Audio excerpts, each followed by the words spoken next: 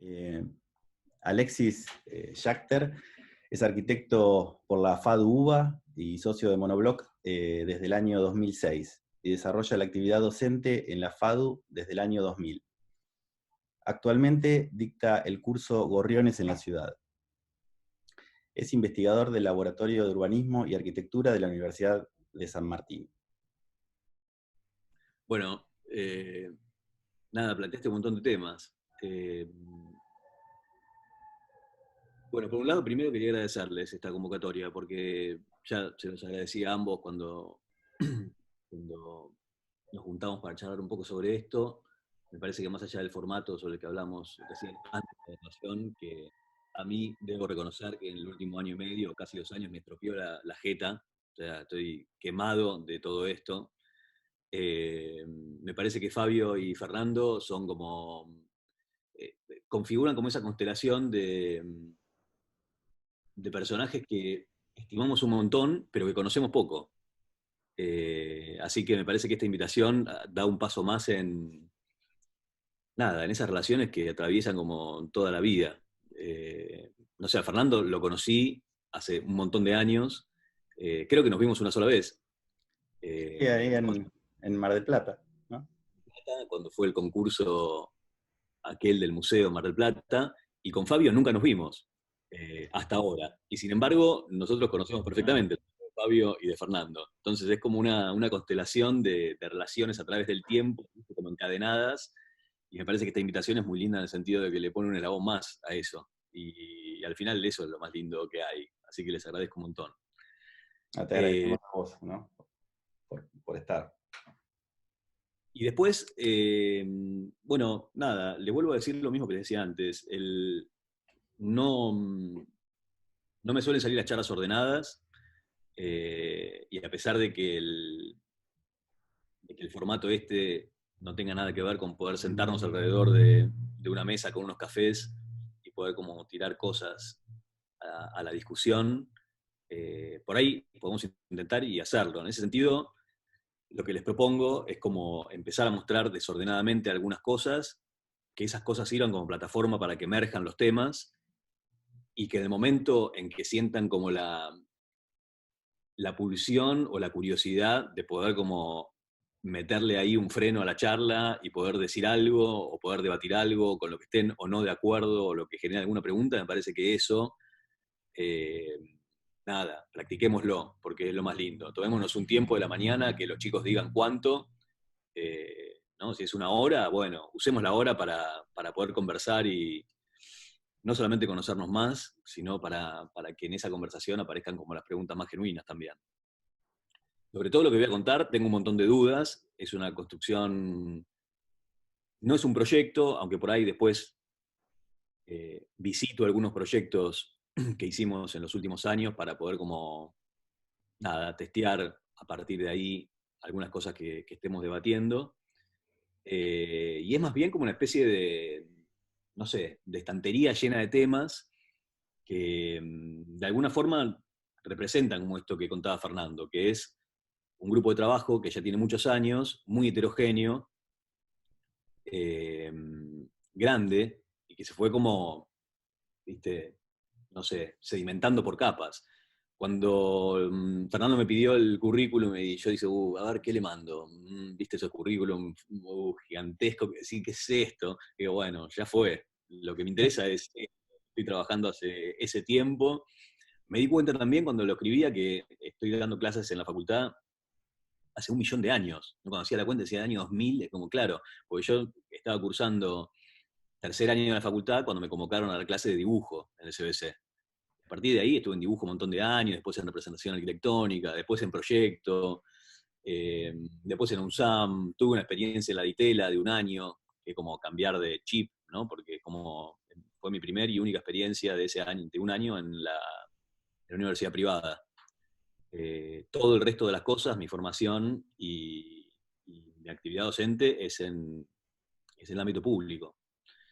Eh, Nada, y en esas líneas cortas, nada, se me pasó como toda la historia de repente. Pero toda esa historia está como muy ligada a un laburo colectivo muy complejo de desentrañar, ¿no? Como nada, tiene mucho tiempo y los temas son muy diversos. Y me parece que eso también es el punto en donde algunas de las cosas que les voy a contar tuvieron como más reverberancia. Y voy a tratar de explicarles por qué. A ver si puedo. Primero tengo que compartir, ¿verdad? Ujú. A ver si esto funciona. ¿Será ahí? Ahí va. Sí, perfecto. Bueno, nada, voy a pasar algunas imágenes eh, que trazan como este camino. Esto es la FADU. Eh, Cuando pensaba en la FADU también pensaba que en La Plata nunca estuve. Nunca estuve en la Facultad de Arquitectura de La Plata. Y es como una mitología para mí, porque no entiendo, no logro como hacerme una idea de qué espacio es el que comparten. Pero viví a esto, y hace como 2 años que no vamos a esta facultad, porque me parece que, y tiene sentido esta convocatoria en esta materia, hay una primera pregunta que a mí no solamente a mí, sino a toda nuestra participación en la facultad, nos interesa un montón, que es cómo estos lugares, la FADU, por ejemplo, tiene 25.000 estudiantes, o 24.000 estudiantes, como un pueblo. No sé cuánto tiene La Plata. 7.000, un pueblito. Un pueblito. La FADU, con todas sus carreras, tiene cerca de 25.000 estudiantes. Y es un lugar muy interesante para ver cómo se construyen esos fenómenos que después terminan como deslizándose en todas, ¿no? En todas los ambientes de la disciplina. Es un lugar como muy crítico y al mismo tiempo es un lugar hiperconservador. Y me parece que parte de estas experiencias, como la que están haciendo Fabio y Fernando, tienen una pregunta puesta en cuál es ese lugar no hablado sobre el por qué pasan las cosas dónde. Y es bastante contradictorio también, porque todas las cosas que nosotros queremos como fabricar como instrumentos críticos de las cosas que después todo el mundo debate, hace y piensa, están dadas en una plataforma hiperconservadora. Entonces ahí hay un primer tema que es como, no sé, me parece que hay que, me lo quiero anotar al lado para después como debatirlo a través de las cosas que podamos recorrer. Hay algo interesante, esta foto, por ejemplo, a mí me resulta interesante. Esta foto es una foto de hace unos años de un taller de la FADU. Y es una foto sin intención. O sea, fue en algún momento con un celular, en una de las exposiciones de fin de año. Algunas de las fotos de este conjunto eran algunos de los pibes, nosotros, en el patio tomando un café.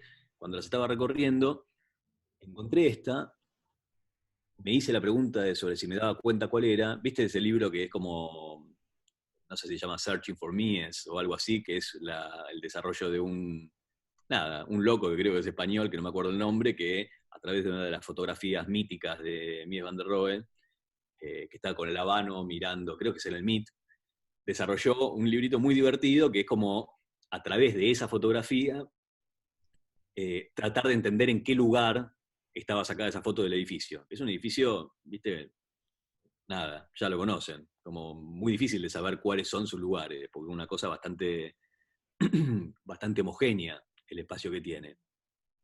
Entonces, viendo si Mies estaba con el cigarro en la mano derecha, o si era zurdo, o si la luz pegaba de acá, estando en esa latitud y no sé qué, desarrollaba y recorre el edificio a través de esa fotografía, tratando de entender cómo esas singularidades del homogéneo te permitían como posicionarte en un lugar. Y con esta foto me pasa algo parecido, porque sé que es uno de los talleres, de los 2 talleres grandes que tiene la FADU, no me doy cuenta si es dando a River o dando al río. Es probable que por la luz ahora sea dando al río, entonces me doy cuenta de qué cátedra puede ser, porque además no es de noche. Más allá de esa indagación, lo que interesaba y lo que me interesa de esta fotografía es que aún hoy, después de todas las cosas que hemos debatido y guerrillado durante este tiempo, lo interesante es que lo que predomina en la fotografía son las bandejas de proyecto. Hay como unos rectángulos que están apoyados sobre unos banquitos, Y sobre esos rectángulos, que son esas bases, en donde después hay como toda una dedicación de los profesores para que la base no se doble, ¿no? Ahí a la derecha aparecen unas como más gruesitas, que no se comban con el calor de los talleres, otras que son un fómbol y están todas dobladas. Más allá de la manufactura de la base, aparece esa decisión de abstracción, en donde por arriba se posiciona el objeto. Y el objeto puede ser eso que ven ahí, ¿no? Que es como una especie de gran corte actual de cómo los edificios debieran ser, ¿no? Todo techo plano, casi todo techo plano, el que no, bueno, un plegado, el que no, alguna parte, no sé, que cambia de nivel, la discusión sobre si 2 techos es mejor que un techo o no. Y lo interesante de esta foto, que es representativa de un estado cultural dentro de este pueblo Fadu, al final no le encuentro como mucha diferencia a esto. Esto que es una exposición de maquetas bellísimas de unos templetes griegos, desde el punto de vista del interés de este debate, entre esto y esto, yo no veo diferencia. Para mí, lo que hace como salir de este problema, que es como dónde posicionarte ante el estado del mundo, es que no pasa la discusión por sobre si un techo plano o un estilo actual es de alguna forma más concordante con los tiempos que un templete griego. Para mí, salir de esta discusión significa prestarle atención a cuál es el estado actual del mundo y por qué tiene sentido pensar algunas cosas y no tiene sentido pensar otras en un sentido central. Por eso, una de las cosas que nos pasó en este debate que parecía, ¿no?, como estos debates que no tienen solución, ¿no?, como las ecuaciones que le faltan términos porque no tienen solución, hubo un momento en donde, agotados de esa búsqueda que hasta no estar problematizada era como un problema estético vacío, empezamos, y creo que eso coincidió con el comienzo del estudio, a empezar a coleccionar otro tipo de imágenes. Y la colección de ese otro tipo de imágenes nos puso inmediatamente en contacto con tipos y tipas que pensaban de otra forma. Entonces, en ese punto nos pasó que dimos como una especie de paso al costado en las relaciones habituales que teníamos. Yo me acuerdo que en ese momento, y esto no quiere decir que no haya funcionado en su momento, porque es gente a la que tenemos mucha estima, pero el peso del último coletazo de la modernidad en nuestra ciudad, al fin y al cabo fueron nuestros profesores. Entonces, las charlas con Solsona, Sánchez Gómez, no sé, para mí Sánchez Gómez fue un profesor muy importante. No solamente por la presencia que tuvo en mi carrera, porque yo cursé todas las materias de proyecto con él y además trabajé en su estudio, ¿no?, en el estudio Solsona, Mantiola, Sánchez Gómez, durante mucho tiempo, pero de alguna forma representaban, y creo que siguen representando, el problema de la autonomía del objeto. Entonces, la práctica en el diseño de las cosas se hizo tácitamente muy fuerte en nuestros comienzos. Y me acuerdo que en el comienzo, tal vez cuando vos decías, Fernando, bueno, y después cómo diablos hacen para trabajar juntos, y yo qué sé, al comienzo del estudio, en el año 2006, las discusiones que teníamos entre nosotros 5, que somos como los que iniciamos esto, acerca del diseño de las cosas, eran tremendas. Eran tremendas, pero en un sentido, inclusive visitando la violencia, ¿no? Yo me acuerdo de algunas discusiones con Fernando sobre el por qué una cosa era más linda que la otra, que era un delirio total, porque no había forma de poner un punto fijo a esa discusión. Y ahora me doy cuenta, este último tiempo me voy dando cuenta, que a lo largo del tiempo no es que solucionamos y acordamos esa sintonía, sino que empezamos a pensar en otras cosas. Y el pensar en otras cosas tuvo que ver, no sé, en ese momento, pasados ese año como en que empezamos a trabajar juntos, una de las cosas que recuerdo con mucho cariño en el sentido como de virar el eje temático fue la reunión con los chicos de Bulla. Lucía, Ana y Nacho, medio de casualidad, significaron, y creo que fue una significación mutua, como poner sobre la mesa otro tipo de discusiones. Y me parece que está bueno esto de, no sé, claramente hoy cualquier cosa que pretenda como entender algo de cómo suceden las cosas, habla de la transdisciplina como como una necesidad. Pero hay que practicarla, y no es fácil practicarla. A nosotros no nos resultó fácil practicarla y al mismo tiempo creo que fue clave en ese momento. Y desde ese punto de vista empezaron a aparecer en la mesa de discusión ya no el estado del diseño de las cosas o la autonomía de la arquitectura o del objeto, sino que empezaron a aparecer estas cosas. Y esto estaba previo al problema de la forma. Esta es una figura que está pegada en el estudio, que es de Pueyrredón, que muestra la ciudad a través de sus ojos antes de que la evolución urbana diera lo que da hoy.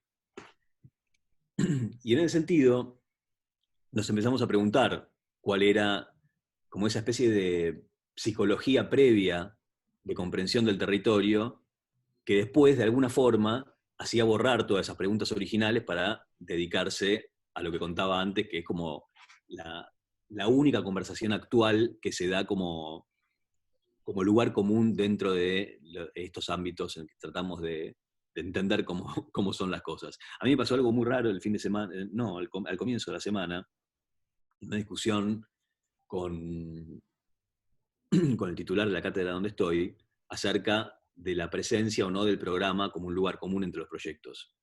Y me hizo pensar bastante esa discusión, en donde Jaime,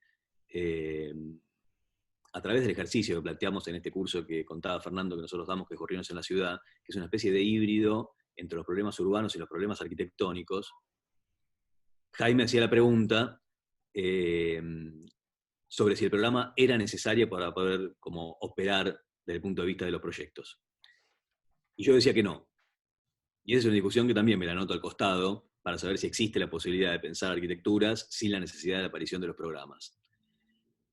Y esto que estoy mostrando acá, este es el plano, el parcelamiento de Garay, de 1580, empieza a mostrar cuál es esa superposición entre abstracciones de ordenamiento del territorio y las consecuencias que después esas abstracciones, que en este caso son geometrías sobre el suelo, tienen.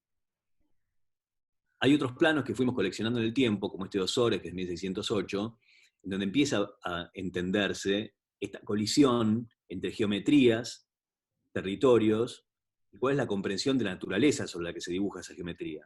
Es muy interesante este plano porque aparecen estas parcelas que están numeradas acá, que ven C, D, E, F, G, que son parcelas en principio infinitas en su profundidad.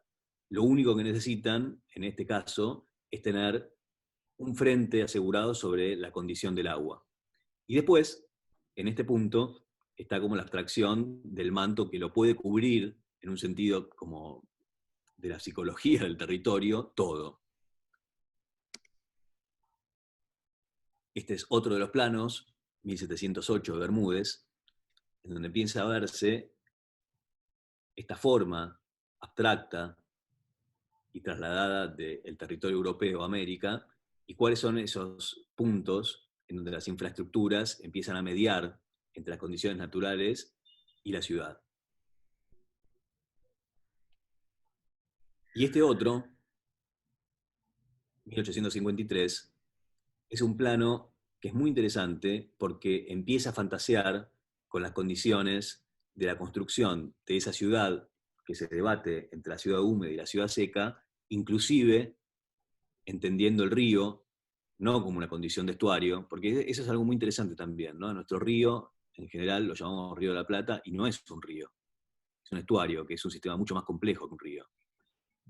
Y en estas condiciones de empezar a fantasear con la extensión de esas abstracciones urbanas, inclusive en los territorios que son naturales. Todo esto que fue como unas estampillas que empezamos a coleccionar y que no sabíamos bien para qué íbamos a usar, tuvieron como un doble efecto. Primero nos sacaron como de la discusión de la maqueta del templo griego versus la maqueta de la arquitectura contemporánea, o lo moderno versus lo contemporáneo. Y después empezaron como de alguna manera, empezaron a quedar prendidas las preguntas sobre qué pasaba con esas arquitecturas en esos territorios. Hay algo muy interesante, a mí me parece, ya a esta altura es como un chiste, y no sé si cala ese chiste en la facultad de ustedes, pero hay un clásico y mitológico momento en la carrera de arquitectura cuando vas a ver Construcciones 2, en donde te piden como dibujar el cajón hidrófugo. Que todo el mundo se lo imagina el caso, ¿no? Te piden cajón hidrófugo y vos lo que haces es dibujar un corte, una pared de ladrillo de 30, con la zapata metida, ¿no?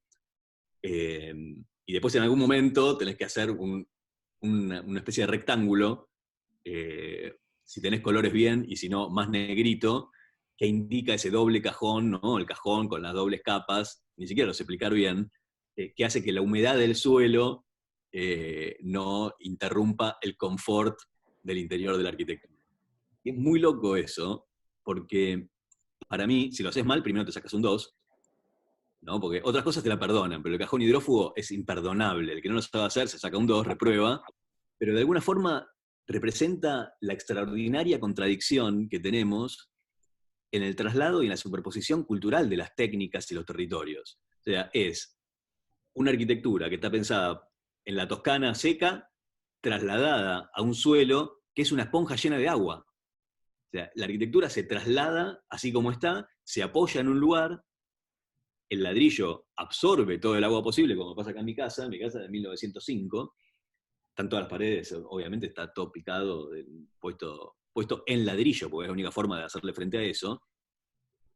Y eso se replica actualmente en este año de la facultad, como en todos los anteriores, como un tema que no resiste pregunta. Porque todo el mundo sale corriendo a dibujar el cajón hidrófugo, pero nadie se pregunta por qué estamos dibujando cajones hidrófugos. Entonces, esa colisión entre cultura técnica y desconocimiento, pero no desconocimiento en un sentido como de ignorancia, sino de ya haber pasado el momento donde hacemos esas preguntas al territorio, me parece como absolutamente alucinante. ¿No? Son cosas que quedan y funcionan, y la discusión empieza a pasar por otro lado, y yo creo que aún tenemos esas preguntas fundacionales como muy resueltas en todos los ámbitos y en todas las escalas. Hay algo interesante también que, no sé, es otra cosa que me anoto al costado, o anotémosla al costado para ver si sirve como preguntas que disparan una discusión. Cuando digo a todas las escalas, me refiero a que no creo que haya escala, y para sentirme más seguro de eso voy a hablar en plural, no creemos que haya una distinción entre escalas del urbanismo y escalas de la arquitectura. Yo creo que todas las escalas son urbanas, y lo urbano incluye la arquitectura. Después hay que problematizar cómo, pero esa frontera entre, bueno, estos son los problemas de la ciudad, punto, y estos son los problemas de la arquitectura, creo que también son uno de los grandes problemas que tenemos en las ciudades saturadas, porque hay algo interesante que tiene que ver con que todo esto que estamos hablando y las cosas que podemos discutir, en gran medida se dan en la ciudad saturada. Y creo que nosotros tampoco estamos muy seguros culturalmente de si estamos en presencia de una ciudad saturada o no. Entonces es difícil tomar partido en relación a eso. Yo creo que desde algunos puntos de vista estamos en una ciudad saturada, y desde otros puntos de vista es una ciudad que aún está lejos de saturarse. Entonces esa doble condición también me parece que crea un universo de incertidumbres que hace que muchas otras cosas puedan estar pasando al mismo tiempo, inclusive cuando son criticadas por todos. Y en ese sentido pensaba algo interesante, que es el ejercicio que seguramente están haciendo ahora, de la ciudad para 3 millones de habitantes, que me contó Fernando y Fabio, me contaron ambos cuando nos encontramos. Están en ese ejercicio, ¿verdad? Hoy inicia. Hoy empieza, con esto que estás haciendo. Es muy interesante porque yo, mientras leía eso, pensaba, y esto es un paréntesis, un ejercicio geométrico que me vuela la cabeza, pero si vos hicieras el ejercicio de contar la población del mundo, que debe andar por los 7.000 millones de personas, más o menos, y pusieras una persona por metro cuadrado, toda la población del planeta cabe en un cuadrado a donde esa fotografía que están viendo les sobra un montón.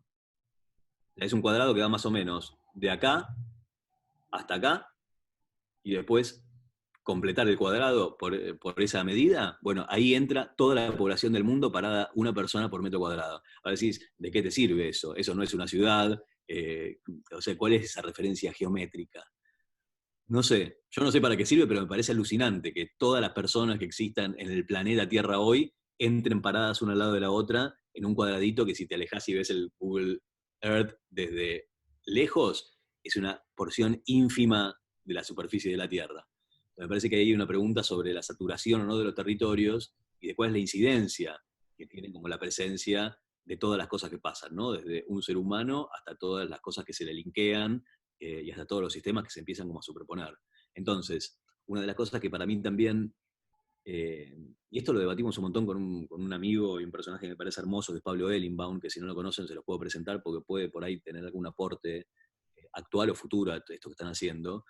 Eh, una de las cosas que siempre debatimos con él es, che, ¿y las ciudades se tienen que densificar o no? O sea, ¿por qué todo el mundo dice, bueno, sí, ahora estamos de acuerdo en que las ciudades se tienen que densificar? Yo no estoy seguro de que las ciudades se tienen que densificar como, viste, como una etiqueta incuestionable de acá hasta que alguna otra tragedia suceda, ¿no? Bueno, vamos a decir eso de acá hasta 50 años. En 50 años revisamos.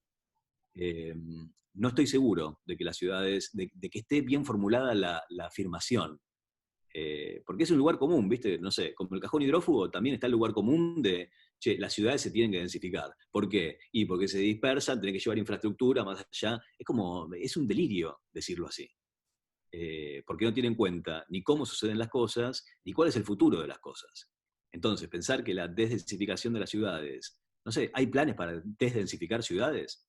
El único proyecto que conozco es el archipiélago verde de Berlín, de Ungers, ¿no? Como un plan para entender que hay cosas que empiezan a menguar. O sea, pensar la muerte también es algo que no está en la agenda de nuestra disciplina.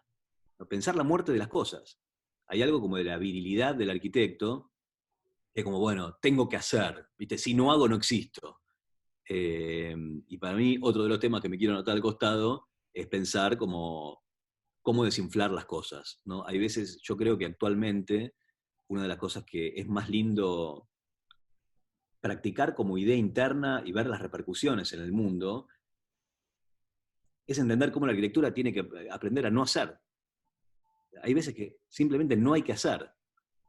Y eso es algo que, así como, no sé, en los lugares comunes y en el usual de las cosas, eh, no sé, no es normal, no es usual ver un curso de proyecto que proponga no hacer. Todos los cursos de proyecto, obvio, tenés que hacer algo. ¿Qué tenés que hacer? Y un edificio, un programa, tenés que hacer, siempre hay que hacer. Eh, y volviendo a cómo interrelacionar todo esto, creo que el problema de los territorios, y no es lo mismo el problema territorial a principios del siglo XX que en el momento en el que estamos hoy, una de las cosas es gestionar el no hacer. Pero no hacer no significa retirarse de la discusión. Yo creo que una de las cosas más interesantes del no hacer es empezar a entender cuál es la relación entre las cosas más que las cosas. Y ahí hay algo muy interesante. Uno de los ejemplos a otra escala que a mí me interesa un montón es que seguramente a Fernando y a Fabio les ha pasado. Yo cuando entré a la facultad, era obvio que una manzana tenía que ser completada. Y era obvio que un edificio en esquina tenía que celebrar la esquina. Que es algo que, por suerte, hace un montón que no escucho, ¿no? Pero celebrar la esquina dentro de la cultura urbana de Buenos Aires, ¿no? El damero que tiene 100 metros de largo, con 4 esquinas, ojalá te toque una, o un lugar que de un edificio se había demolido y que necesita ser completado. Puede ser que esa idea haya sido optimista a mitad del siglo XX o a principios del siglo XX, donde la ciudad tenía que conseguir a través de esas celebraciones de las esquinas o de la discusión sobre la forma urbana el completamiento de una manzana para poder como encadenarse con otros completamientos de otras manzanas y así configurar una mitología de ciudad. Hoy, yo creo que cualquier terreno que esté vacío dentro de la saturación de la ciudad debiera permanecer vacío. Después, no sé, vemos cómo lo resolvemos económicamente, vemos a dónde va a parar la guita, quién es el dueño, pero hay algo de la presencia del vacío en la actualidad que no tiene el mismo espesor y no es el mismo término en la ecuación que hace 50 años. Entonces me parece que en ese sentido, y volviendo al inicio de la charla, a mí me da la sensación que uno de los problemas de la institución Facultad de Arquitectura es que va mucho más lenta en las cosas que propone discutir que la realidad misma. Entonces, por décadas, se siguen como arrastrando esos conceptos y en algún momento están lavados de significado. Creo que, y lo voy a decir una vez más, este tipo de experiencias como la que están haciendo los chicos, de alguna forma trata como de sacudir esas faltas de preguntas que estén como actualizadas y latentes todo el tiempo. Y sobre eso seguramente después quiero hacerle como algunas preguntas a todos. Hay algo en esta secuencia de fotografías que corrieron el eje de la discusión, como les contaba antes, que nos hizo como inclusive empezar como a construir mapas propios sobre eso. Este mapa es un mapa que construimos al comienzo de esta experiencia, que de manera muy intuitiva, porque no es un mapa científico, empezaba como a construir una imagen distinta de esas condiciones urbanas. Y lo único que hace esa figura es tratar de entender cuál es el lugar, cuál es la forma de ese territorio que está invisibilizado por esa ciudad abstracta que tiene origen hace 500 años en este lugar. Y a partir de ahí hicimos este mapa que también está pegado en el estudio, que es el mapa de las cuencas de la ciudad de Buenos Aires. Y se podría extender a toda la costa del Río de la Plata.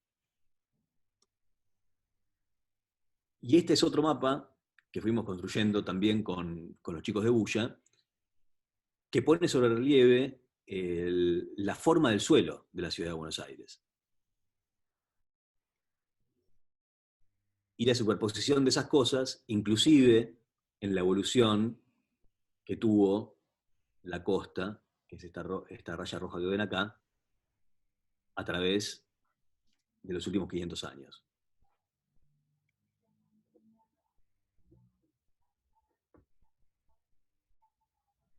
Que da este tipo de escenas.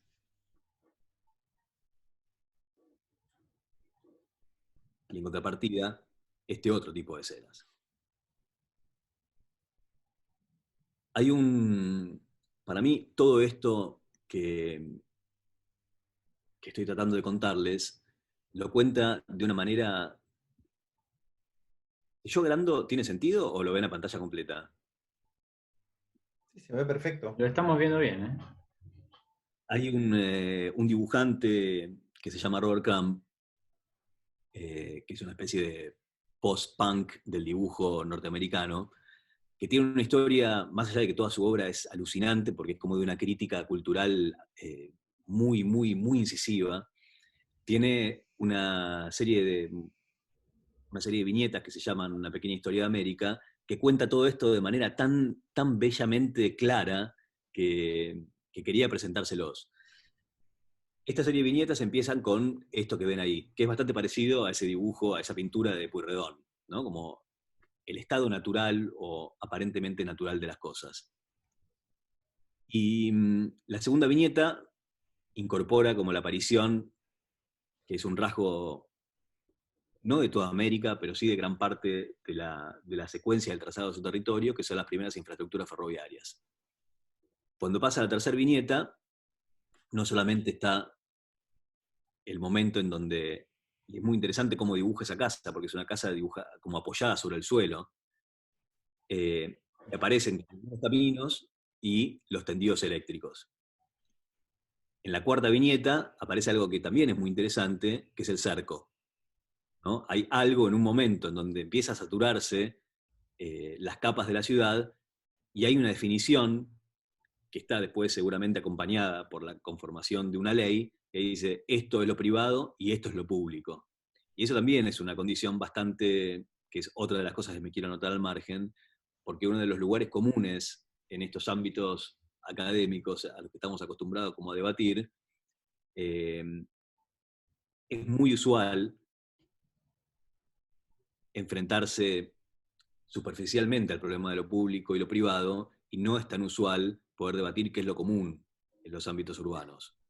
Entonces hay algo que atraviesa el problema de lo público y lo privado, y es una condición de América muy fuerte, esa división binaria entre lo público y lo privado, y la no problematización de qué hay en el medio entre lo público y lo privado. Y esta cuarta viñeta es muy interesante porque aparece perfectamente definido el punto en donde está la propiedad privada del suelo y está la cosa pública del suelo. La quinta viñeta empieza a problematizar esto, se multiplican los carteles de electricidad, aparecen los carteles como de advertencia sobre estas cosas, ¿no? Cruce peligroso, se complejiza la arquitectura y se empieza a saturar el espacio. En la sexta empiezan a aparecer como algunos edificios que remiten a la cosa industrial, y empiezan a aparecer como algunas medianeras, ¿no? A esta casa que estaba suelta en el paisaje le empieza a aparecer como ese lugar no discutido de la arquitectura, ¿no? Acá aparece casi como un rasgo, no sé, como las iglesias albertianas, ¿no? Como la fachada y la abstracción de la caja que completa esa cosa que les mostraba al comienzo, que es la parcela, a escala como del campo o a escala de la ciudad. Y acá aparece el auto, los semáforos, la casa esta cambió de programa un montón de veces, tiene un cartel de Coca-Cola, más saturación, marketing y publicidad, alumbrado público, el final de la oscuridad, no solamente el tren, sino el tranvía. Empieza a aparecer la decadencia de las cosas, esto que seguramente era un punto central, empieza a parecerse un suburbio.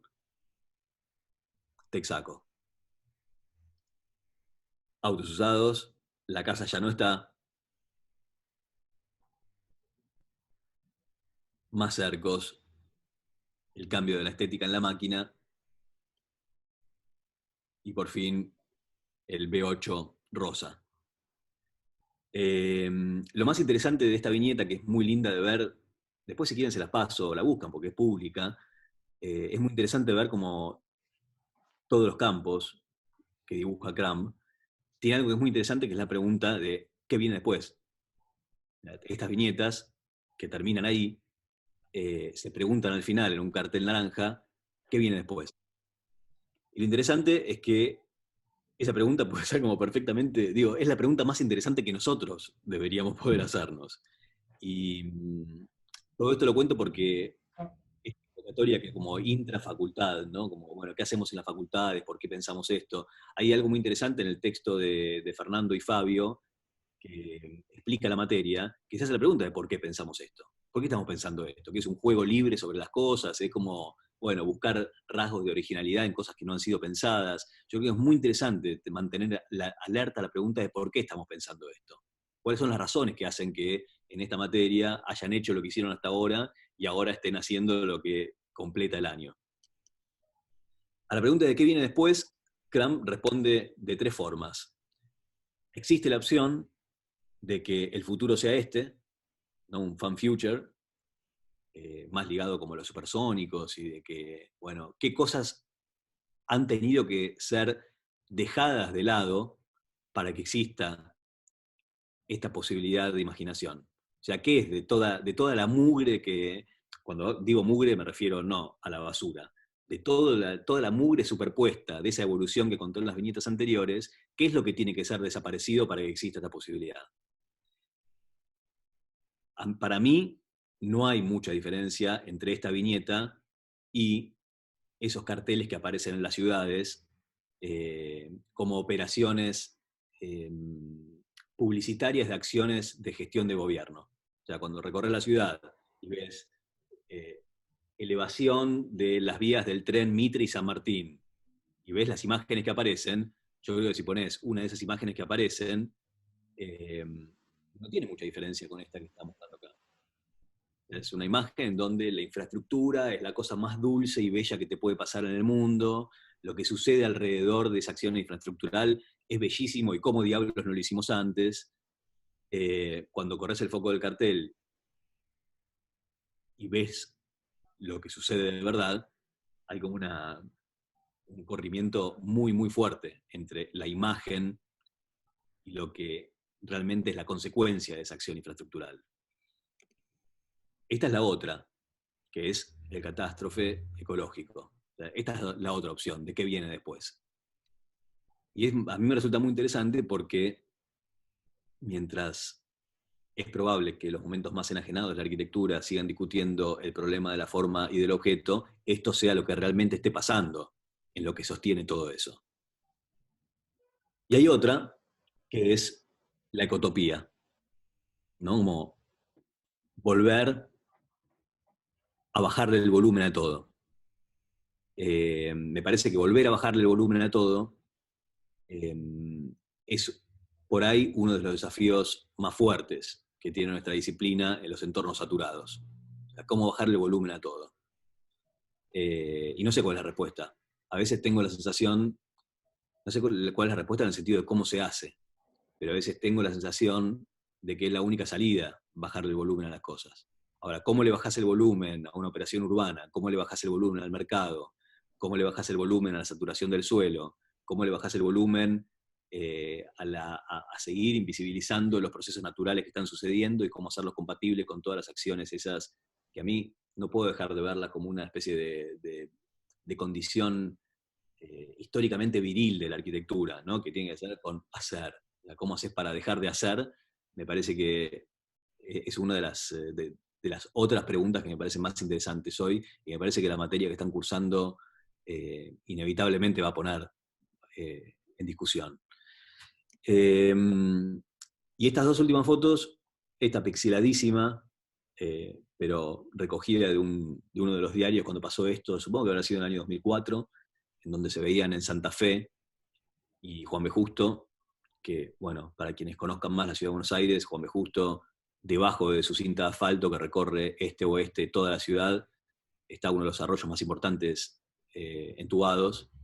Ver en ese momento kayaks sobre la avenida fue como un momento bastante fundacional de una red de cosas que fueron pasando desde ese momento hasta hoy. Y esta otra, que son los lugares no visitados de la ciudad. Esto existe en la ciudad de Buenos Aires. Ya no está así. Es una de las tantas posibilidades que existen como por fuera del escenario. O sea, las cosas que se discuten no están puestas acá. Esta es la salida de uno de los arroyos que cruza la ciudad de norte a este, ¿no? Haciendo una especie de curva, y que aún encuentra en esos tramos, que son esa línea que les mostraba en el mapa, que está constituida entre la línea roja y el final de ese continuo avanzar sobre el río, todavía, a pesar de estar, como ven en la foto, sucio y contaminado y enmugrecido y medio empetrolado, todavía existe esa latencia en donde se pueden mezclar las cosas. Es interesante, después como un asterisco, si tienen ganas de visitar esos temas, la discusión que hay sobre Costa Salguero.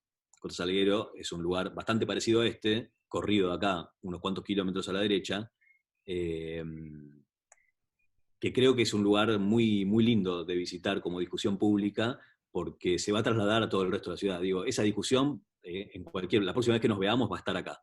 Este es el Medrano. Costa Salguero está en el lugar Teche, creo que es el lugar Teche. Entonces me parece que ese debate sobre las condiciones del territorio es inevitable y es trasladable. Y me parece que está bueno que si pueden como ponerse a tiro de qué es lo que sucede en esas porciones de tierra que parece que nada visita, pero está siendo visitado por todo, nada, pueden salir preguntas muy, muy actuales de eso. Bueno, acá freno con esta primera parte. Y nada, me parece que quería practicar eso, porque después parte de lo que tenía planeado, o no planeado, pero que podría servir, era mostrarles algunos proyectos que tienen que ver con estos, que recogen todos estos temas de alguna u otra forma, para hacer alguna incidencia en la ciudad. Pero por ahí podemos hacer una pausa y como abrir algunas preguntas o ver qué le genera esto, y por ahí en esa conversación sí saco alguno de los proyectos y digo, bueno, pero mira, en este caso hicimos no sé qué porque nos pareció que pensar eso en ese punto podía ser como crítico. Pero nada, los invito a eso, como a discutir un poco sobre esto, a ver qué le genera este estado de las cosas.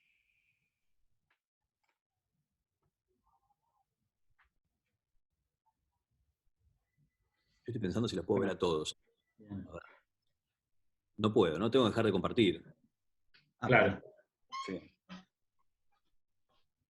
No sé cómo hacer. Vos tenés que dejar de compartir y ellos tienen que encender las cámaras, que es un fenómeno más complejo que Sí, ya sé. Y Si no dejar de compartir. intentémoslo. A mí me gustaría pensar que puede funcionar y si no funciona, nada, hacemos otra cosa. Hay algo. Bueno, Tengo una primera pregunta como para lanzar unos momentos de debate. A esta materia no es obligatoria. no, no, justamente se llaman electivas, asignaturas electivas orientadas. Tienen que tomar 2 cursos, creo, en una oferta de materias, algunas dentro de la facultad y otras por fuera de la facultad. Bueno, esa pregunta ya es una que me reinteresa. O sea, ¿por qué los estudiantes que están acá eligieron de toda la oferta académica que va entre la École de Beaux-Arts? Cuando digo esto no estoy hablando de La Plata, ¿no? Si tuviese que estar hablando con la FADU, diría, bueno, vos podés elegir materia, que son como, viste, dibujar columnas impares o pares para ver si te da la proporción, o un universo absolutamente nuevo de materias. Cuando digo nuevo, no sé, no me refiero al último año, pero me parece que es algo de la última década que está como siendo construido por personajes que a mí, no sé, me gusta como pensarlo así, pero de alguna u otra forma son como de nuestra generación. Hay como una batalla cultural entre generaciones que es muy fuerte y es muy interesante de revisar también. Porque también hace la pregunta de cuál es la batalla cultural que va a dar la generación de ustedes. Eh, pero esa pregunta me interesa, o sea, ¿por qué los estudiantes que están acá decidieron que había un punto de interés en las preguntas que hacen Fernando y Fabio en esta materia?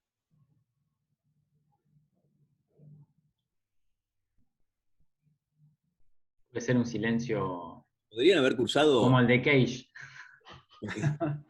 433. 4:33 de silencio. Porque podrían haber cursado iluminación también. No, en FADU existe esa materia. Hola. Buenas. Bueno. Bueno, bueno, no sé quién iba a hablar, pero que hable. De Florencia. ¿Cómo están? Buen día. No, con respecto a esa pregunta, con respecto a la materia, en mi caso particular, yo arranqué la carrera hace un par de años ya, y es como que la discusión que también nombrabas de la institución, de cómo se tiene que reformular los contenidos, cómo se tiene que ir renovando y demás, eso lo vi como arraigado en todo mi proceso de formación. Entonces, en esta materia, cuando vi como la oferta, digamos, me pareció como novedoso y algo que necesitaba para descontracturar mi formación también. Viene, viene por ahí un poco. ¿Y Victoria? Sí, yo la verdad que medio que iba por lo mismo. Por un lado, pensando en esto que vos te preguntabas, cómo hacer para dejar de hacer, también un poco lo que me convocaba a esta electiva, es cómo dejar de hacer lo que nos enseñaron a hacer y hacer otras cosas, o tal vez como hacer de una forma nueva en ese caso, o repensar como las metodologías y los métodos de proyectar, que en verdad en nuestra facultad, va desde mi punto de vista, toda la oferta de materias en relación a proyecto, que sería arquitectura, no es tan diversa, solo hay como, no sé, 2 o 3 líneas. Yo las encuentro muy similares desde mi perspectiva. Y me pareció que esta electiva proponía algo que a mí me interesa, como algo que se sale de ese camino que pareciera ser el único. Uh-huh.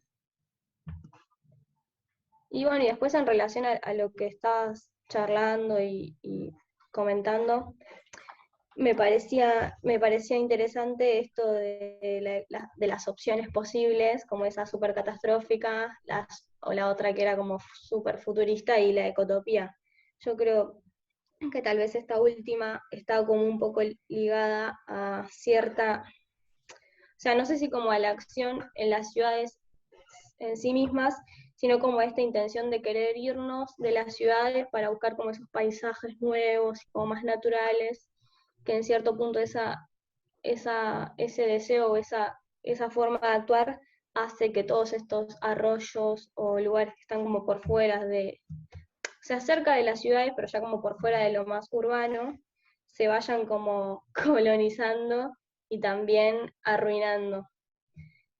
Acá en La Plata está como este lugar que se llama Arroyo del Pescado, que actualmente el lugar está como muy, muy bien, pero todo lo que es como Sicardi y toda esa zona está siendo cada vez más urbanizada y como más se venden terrenos, se compran y la gente como empieza a empezar a mudarse para allá. Está bien, en la oferta puede ser tentador, pero también demuestra algunos problemas. Bueno, y esas cosas.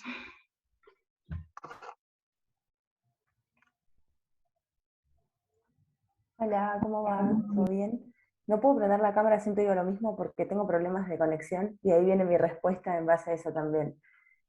Coincido un poco con las chicas, yo estoy ya ya terminé de cursar el último año y elegí esta materia porque quería, perdón la expresión, pero quería ver otras formas que sacudieran mi pensar. Uno termina la carrera y dice, uy, bueno, ya lo sé todo, y de repente entras en esta materia y empezás a cuestionarte un montón de cosas, o lo que vos pensabas, que los ejercicios, que son simples, pero que son muy complejos también, eh, te llevan a replantear muchas cosas que ya las dabas por sabidas o por entendidas. Y eso me pareció súper interesante también en la cursada. Y después un poco siguiendo también lo que decía Victoria, lo del el último ejemplo de salir a buscar un lugar más natural, a mí mi experiencia es que esto de la pandemia, yo vivía en La Plata, en el centro de La Plata, en un departamento, y me mudé a un pueblo de Córdoba en el medio de las sierras. Estoy viviendo en un lugar que es súper natural, donde hay un par de casitas, y pasé de un departamento de bajar, de tener todo a disposición, a de repente estar con calles de tierra, que si llueve no puedo salir, que me encuentro con vacas y todo, y al principio era como que me costaba mucho esa cuestión de, o sea, estaba muy acostumbrada a tenerlo todo ahí al alcance de la mano, y entonces renegaba del lugar porque sentía que no me iba a hallar nunca. Y ahora que ya llevo varios meses, empiezo a encontrarme con este lugar y a respetar el entorno. Mucho más lo respeto, es como que esta imagen que vos decías de volver a lo natural, que se puede convivir en estos espacios eh, sin sobrecargarlos, sin saturarlos tanto. Y bueno, justamente esta experiencia me está llevando a pensar esto que vos decís, de las nuevas ciudades, cómo pueden llegar a ser, cómo podemos llegar a vivir en un entorno sin cargarlo demasiado. Empecé a escuchar a la gente de acá del lugar también, eso fue muy interesante. Cuando, por ejemplo, no sé, se hizo un local en un pueblito de por acá que era súper moderno y que atendía todo, o sea, todo para el turista. Y la gente estaba indignada porque decía que rompía con el lugar. Dice, pero no se da cuenta que el otro barcito es una posta que la tiene la señora no sé cuánto y que sigue funcionando y de repente esté desubicado o hizo este local. Y yo empecé a escuchar eso, que la gente, claro, se hallaba con esos lugares, mucho más, o sea, los respetaba y los quería así, no quería que se vendiera la imagen del pueblo por el turista, porque ellos después vivían todo el año con ese local súper iluminado, con un montón de luces y no sé qué. Bueno, nada, entonces es como que esta experiencia me está haciendo repensar muchas cosas. Me pareció justo interesante este ejemplo que vos trajiste también. Es lo que decís, esta especie de momento en donde vale cualquier asociación que podamos hacer. Hay algo que a mí me vuela la cabeza, que es la condición de la iluminación de las ciudades. Nosotros damos por sentado que la ciudad está iluminada de una forma. Cuando digo nosotros, me refiero a los que vivimos en la ciudad de Buenos Aires. Y no sé si La Plata es igual. Pero las cosas se fueron gestionando de una manera en que terminó como de asimilarse la condición natural de la noche en la ciudad. La ciudad, cuando se apaga un farolito o se corta la luz, caos, caos de oscuridad. El derecho a la oscuridad hay que debatirlo. Yo creo que es muy linda la ciudad oscura, y no pasa por una ciudad más segura o menos segura. Pero hay un sometimiento a esas condiciones ambientales que no son solamente meter un arroyo dentro de un tubo de hormigón y hacerlo escupir el agua en el Río de la Plata, sino que hay un montón de cosas que el problema del urbanismo, en el sentido de lo científico de un plan, deja de lado, pero de manera absolutamente desatendida y escondida, ¿no? Como, bueno, ¿cómo hacemos para discutir el ambiente de la ciudad? No, la ciudad se discute con el código de edificación, la ciudad se discute con la infraestructura, la ciudad se discute con el valor del suelo, la ciudad se discute con el mercado, la ciudad se discute con la forma urbana, y el plan lo reúne todo, ¿no? Tenemos un plan, ese es el plan para la ciudad. O sea, la ciudad está constituida por un montón de otras cosas que no son un plan. Lo que pasa es que la potencia simplificadora del plan hace que no haya tiempo para discutir lo demás. ¿Dónde se podría discutir el derecho a la oscuridad? O sea, porque todo está iluminado, dicho de otra forma. Sí, quizás.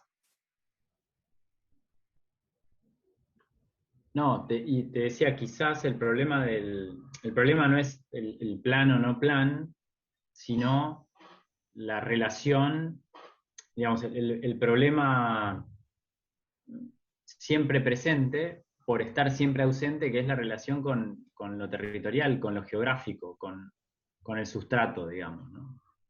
El problema del damero no es el damero en sí mismo, sino el grado de abstracción sobre el cual se lo impuso, ¿no? Como regla que domina otra regla, que es la regla, ¿no? Como lo artificial sobre lo natural como mandato, de alguna manera. Ese plano de las cuencas que presentabas, que fueron construyendo, bueno, aquí con la inundación del 2013 es un elemento que saltó a la vista y podría ser el mismo plano, perfectamente, digamos, ¿no? Con sus sutilezas respecto de las variaciones y demás, pero en definitiva es el mismo acto, que es el acto positivista de imposición de una forma artificial, desconociendo el sustrato natural, ¿no? Y sus naturalezas, sus reglas incluso. Yo también en relación a esto que decís, Fabio, y quería como aportar que también esto es producto, a lo que decía Bárbara y lo que decía Alexis, es producto de como ir en contra también de los ciclos de la naturaleza. Como estamos en una ciudad, nos olvidamos de esos ciclos naturales. Capaz a la noche tenemos luz, capaz no, a la noche tenemos luz, y en realidad si estás en el campo, a la noche dormís y no te puedes quedar hasta las 5, 3, bueno, hasta las 3 de la mañana despierto, no sé, haciendo lo que sea porque no hay luz. Por ejemplo, si no existiese, si nos acomodásemos a los ritmos de sale el sol, nos despertamos, vivimos, qué sé yo, a la noche oscurece, no hay luz y se pueden, no sé, hacer como otras actividades o dormir o lo que sea. Yo escucho mucho una radio que se llama Futurock, que capaz la conocen, y hay un programa que se llama Permitido Pisar el Pasto, que está Quique Viale, Nicky Becker y un chico que es economista también, y ellos hablan mucho del ambientalismo, pero como la justicia social en relación a la justicia ambiental, que no puede haber una sin la otra. Y bueno, se hablan muchos temas interesantes como estos, y también, bueno, la economía en relación a el ambientalismo y lo importante que es. Bueno, y también obviamente se trataron todos los temas de Costa Salguero y todas estas cosas. Yo lo recomiendo mucho, es muy interesante.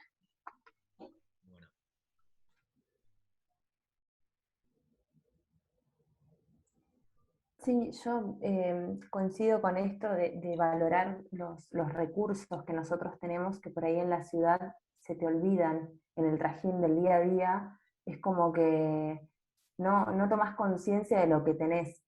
Y cuando estás en lugares así más naturales, empezás a valorar y a respetar esas cuestiones.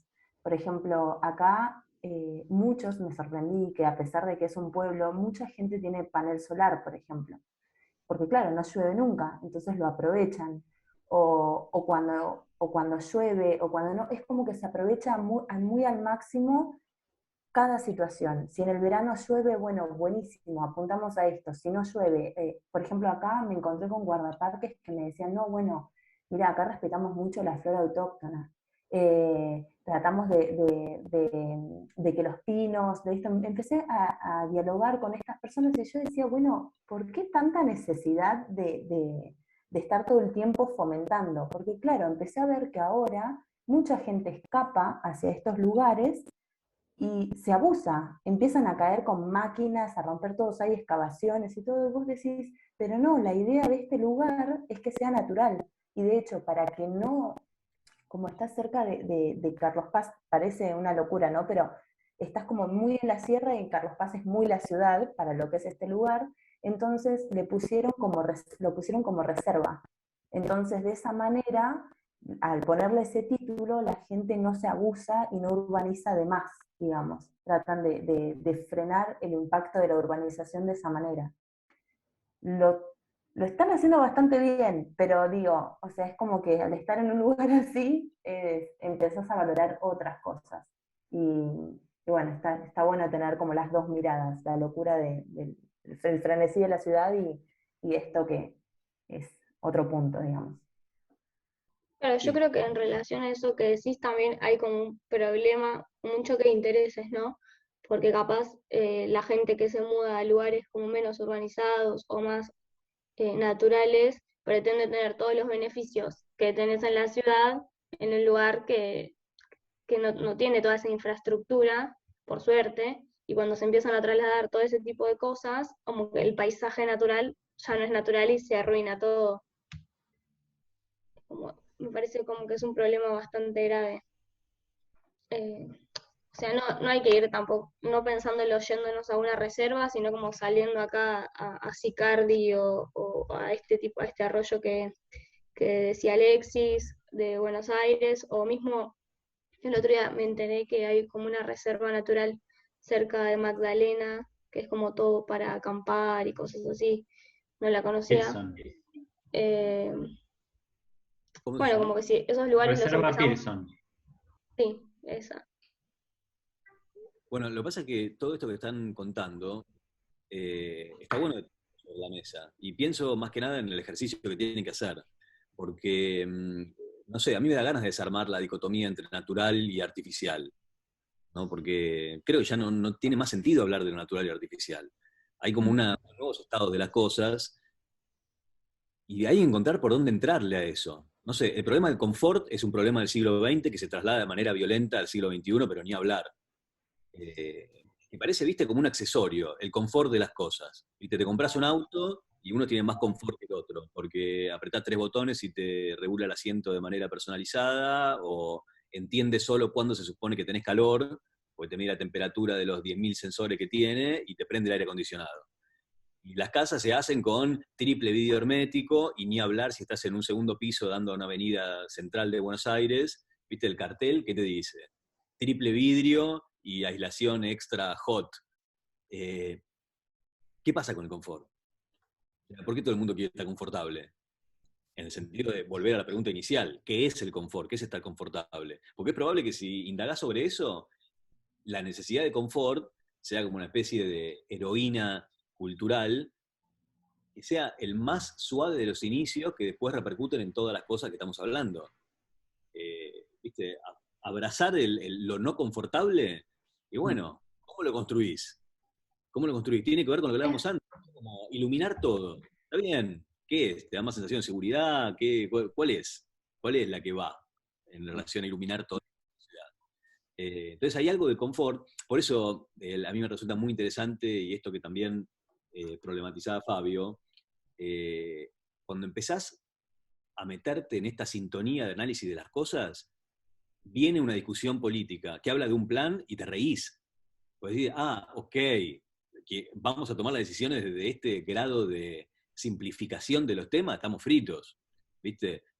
Nada, proyecto urbano, plan, tiro federal de la Ciudad de Buenos Aires. Era el tiro federal, se saca todo, se hace manzanas, gana uno, forma de manzana. ¿Y cuál es la virtud de la forma de la manzana? No el edificio mixto, híbrido, yo qué sé. Para mí, eso lo digo un poco caliente porque, más allá de que Tito Varas es un profesor que a mí me parece admirable de la facultad, creo que el proyecto de él para el tiro federal que ganó, nada, hábilmente lo ganó, pero me parece que es también una simplificación de las oportunidades posibles. O sea, el tiro federal era un lugar en donde nuestra ciudad podía empezar a practicar una nueva instancia del desarme de las tradiciones sobre cómo completar espacios vacíos. La ciudad ya no se trata más de completar espacios vacíos a través de la lógica del mercado. O sea, sí, obviamente lo puedes hacer así. Si tenés un poquito de perspectiva, a mí me parece que todos estaríamos de acuerdo en que si no es por el afán de ganar un mango de acá a los próximos 10 años repartidos entre los que operan el territorio, y bueno, dale, suicidio. Seguir trabajando así es suicidio. Que puede ser útil para un conjunto de personas o de cosas en un momento específico, y sí, claro que puede ser útil. Pero por eso para mí es tan importante esto que decía vos, Victoria, de prender la radio y no mirar perspectivas a vuelo de pájaro de los proyectos, sino meterse en cuál es el laberinto social, cultural y político detrás de las tomas de decisiones y qué es lo que podemos hacer desde vos escuchando la radio, participando en un debate público, hasta esta materia, pensando cómo diablos tienen que ser las ciudades, me parece que es un montón. Y estar atento, ¿no? Que no se convierta... Por eso para mí, volviendo al comienzo, una de las cosas que me vuela la cabeza es cómo hacemos para que estas discusiones, que son hiper interesantes, no terminen como cercadas en un laboratorio. O sea, cómo hacen Fabio, Fernando y todos sus estudiantes para que esto se filtre. Sea lo que hayan hecho hasta ahora, o sea lo que vayan a hacer en este ejercicio que comienza hoy, ¿cómo haces para que tome un estado de filtración en lo público? Hay algo que es automático, que es todos los convocados, cuando contaban por qué están haciendo esta materia, bueno, hoy están estudiando, mañana serán concejales de barrio, algunos trabajarán en el planeamiento de la ciudad, otros no sé qué. Y otros tendrán la oportunidad de trabajar como en diferentes escalas de toda esta problemática, que sumadas, ojalá den un cambio de paradigma. Pero me parece que es un tema muy interesante cómo hacer para que sea, viste, como más inmediata la filtración entre estos debates y las cosas que se hacen públicas. No sé cómo se hace, me parece que es un tema hiper interesante, porque también habla de lo que hablábamos antes, que es cómo desarmar ese estado tradicional de las escuelas de arquitectura, las facultades, ¿no? Lo que pasa dentro de afuera. Después termina llamándose transferencia, ¿viste? Como, bueno, las cosas que transfiere la facultad al mundo y viceversa. Estabas sin sonido, Fabio. No digo la transferencia casi en el sentido, no en el sentido psicoanalítico, sino en el sentido de extensión, ¿no? La extensión a la comunidad. Claro, extensión a la comunidad. En la FADU, si vas a extender, sí. No estás en la oficina. ¿Qué extensión? Es como, viste, no sé, una caja fuerte rarísima. Sí. Bueno. Es que a mí yo quería comentar una cosa que me pareció, fui como anotando estos puntos, estas pausas que vos hacías, que cuando decías dejo este asterisco, ¿no? Estas preguntas para después, y hay una cosa que me resuena con estas cosas que salieron ahora como preguntas. Vos fuiste como trabajando, como tensionando siempre como pares de conceptos, ¿no? Fuiste como tensionando los tableros, la abstracción sobre el soporte natural, sobre la geografía, sobre el terreno, sobre la tierra virgen. Después hablaste de la saturación, ¿no? Oponiéndolo también, ¿no? a lo primario, ¿no? A lo no saturado, a lo natural, llamémoslo como quiera, al vacío, ¿no? O por llamarlo, por hablar de la falta de acción humana, ¿no? Después hablaste de los límites, ¿no? Los límites legales, esa secuencia que mostrabas de cómo se iban construyendo nuevos límites, nuevos ciclos sobre el soporte primario. Después, Victoria también habló de los ciclos, ¿no? Y bueno, vos hablabas de la oscuridad también, ¿no? Los ciclos, el tema de los ciclos, que tiene hasta una connotación medicinal, ¿no? Los ciclos, la luz, dormir, cura, ¿no? Tiene como una relación muy, muy, muy potente con los organismos vivos. Entonces siempre parecía esta oposición entre las acciones, la abstracción, la saturación, los límites, los ciclos, las dinámicas humanas, sobre el vacío, sobre lo primario, sobre la naturaleza o lo natural. Queda medio lo natural, queda como medio trillado de alguna manera, no sé, es un concepto que reúne quizá lo no cultural, si se quiere. Y después también me parecía interesante esta pregunta que habías, otra cosa que habías mencionado, que era no hacer nada, ¿no? Esto de cómo no hacer nada.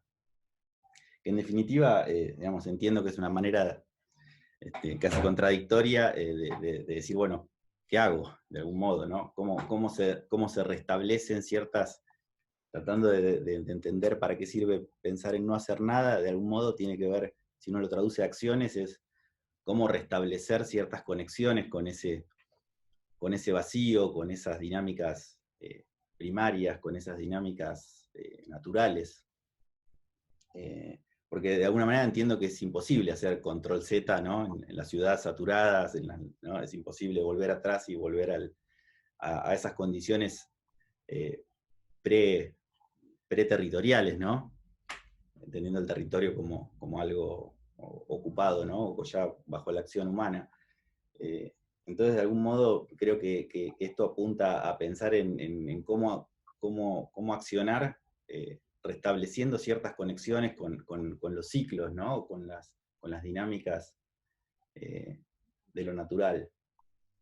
Creo que no sé, es como la pregunta. Y es La una gran pregunta. pregunta, ¿no? Cómo los proyectos pueden restablecer ciertas conexiones como acción proyectual central. Sí. Pienso, a ver, lo primero que se me ocurre pensar es cómo van a enfrentar ustedes el ejercicio, porque nada, es un momento bastante preciso para ver cómo se activan esos cachos de cerebro cultural colectivo, ¿no? Esta ciudad, tómense un minuto para contarme cómo es el ejercicio. Es una ciudad.